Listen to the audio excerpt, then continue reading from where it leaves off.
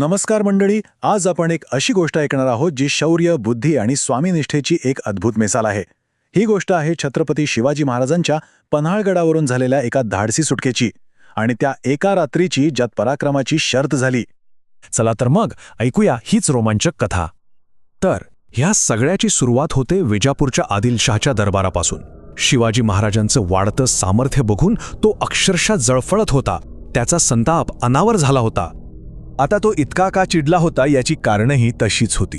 सगळ्यात आधी तर शिवाजी महाराजांनी त्याचा सगळ्यात मोठा, सगळ्यात ताकदवान सरदार अफझल खान याचा प्रतापगडाच्या पायथ्याशी पार फडशा पाडला होता. आणि एवढ्यावरच ते थांबले नाहीत. महाराजांनी एकामागोमाग एक कोंढाणा, पुरंदर, चाकण आणि अगदी पन्हाळ्यासारखे महत्त्वाचे किल्ले जिंकून स्वराज्याची हद्द वाढवली होती. आता आदिलशहाला आणि बडी बेगमला चांगलीच भीती वाटू लागली होती की जर महाराजांना आत्ताच नाही रोखलं तर ही आदिलशाहीच शिल्लक राहणार नाही. दरबार भरला होता, पण शिवाजी महाराजांवर चाल करून जायला कुणाचीच हिंमत होत नव्हती. सगळ्यांना अफझल खानाचं काय झालं होतं ते चांगलंच आठवत होतं. सगळे एकमेकांकडे बघत होते आणि तेव्हाच एक जण पुढे आला. सिद्दी जौहर, एक अतिशय क्रूर आणि ताकदवान सरदार. तो पुढे आला आणि त्याने भरत दरबारात विडा उचलला की तो शिवाजी महाराजांना जिवंत किंवा मृत पकडून आणणारच. आणि मग काय, सिद्दी जौहर निघाला. सोबत प्रचंड मोठी फौज, शक्तिशाली घोडदळ घेऊन तो स्वराज्यात घुसला. वाटेत दिसेल ती गावं लुटत, लोकांवर अत्याचार करत, मंदिरं उद्ध्वस्त करत तो पुढे सरकत होता. आणि अखेर येऊन पोचला पन्हाळगडाजवळ, जिथे शिवाजी महाराज होते. त्याने गडाला असा काही वेढा घातला, इतका कडेकोट की आतली मुंगी बाहेर आणि बाहेरची मुंगी आत जाऊ शकत नव्हती. जणू काही गड पूर्णपणे कैद झाला होता.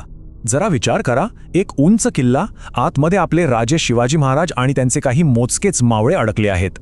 आणि किल्ल्याच्या बाहेर आहे शत्रूचं अफाट सैन्य, ज्याने किल्ल्याला चारी बाजूंनी घेरलंय. सुटकेचा तर काही मार्गच दिसत नाहीये. मग अशा परिस्थितीतून महाराज बाहेर कसे पडले असतील?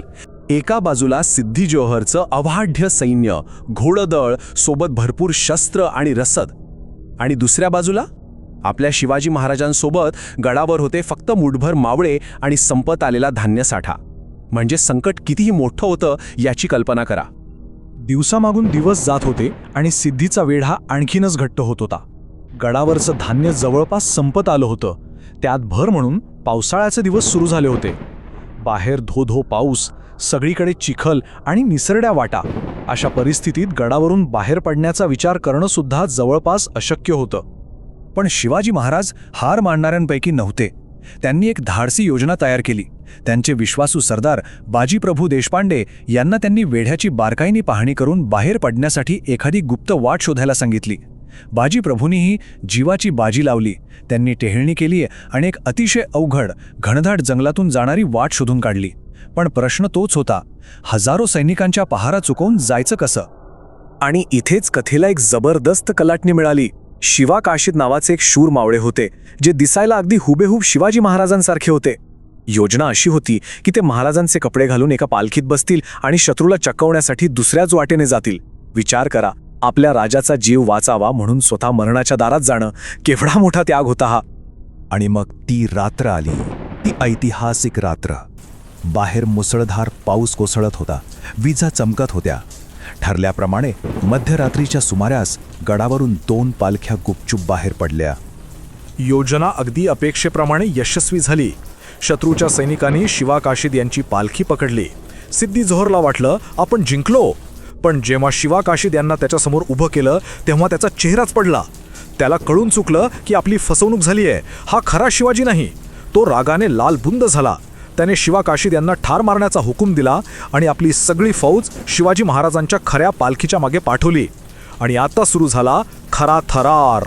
एकीकडे धो पाऊस, चिखलाने भरलेल्या निसरड्या वाटा, काळाकुट्ट अंधार आणि मागे हजारो घोडेस्वारांच्या टापांचा काळजाका ठोका चुकवणारा आवाज. धोका अगदी जवळ आला होता.